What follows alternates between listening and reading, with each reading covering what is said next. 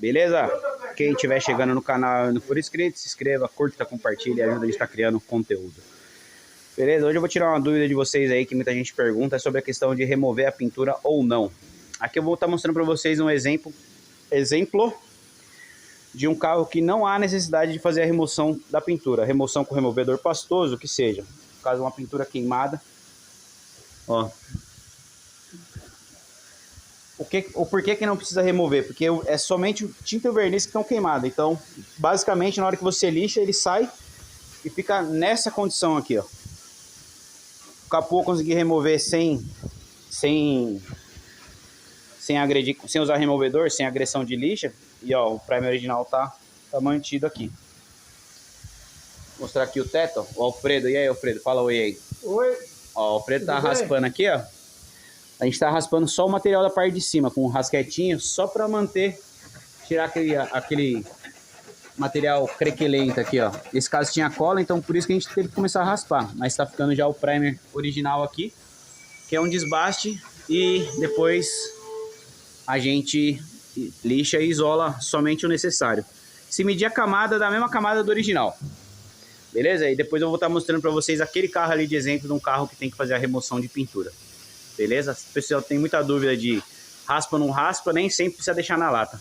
Beleza?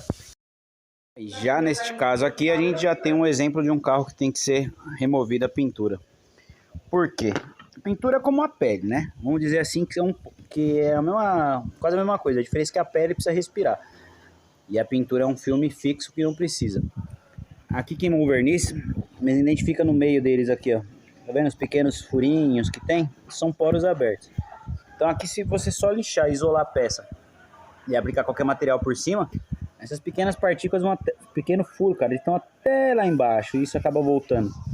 E aí é onde às vezes você tem aqueles perigos de, a gente chama de bolha d'água na oficina. Ó, um exemplo aqui, ó.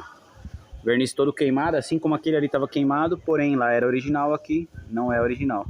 E formou essas bolhas d'água. Beleza? Esse aqui é um exemplo que há necessidade de raspar. Ou na lixa, ou no removedor, mas tem que ser retirado. Aí você pega uma tampa igual essa, que é fibra mesmo. Tá vendo?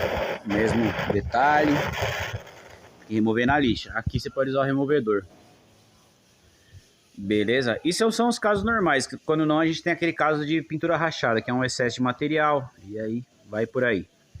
Um outro ponto que há a necessidade de raspar, eu vou dar um exemplo aqui desta porta aqui, que tem um excesso a mais.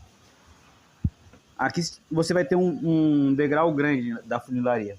Então se você tiver uma junção muito grande de amassados na peça, às vezes é muito mais vantagem remover a peça do que só isolar e por aí vai. Beleza?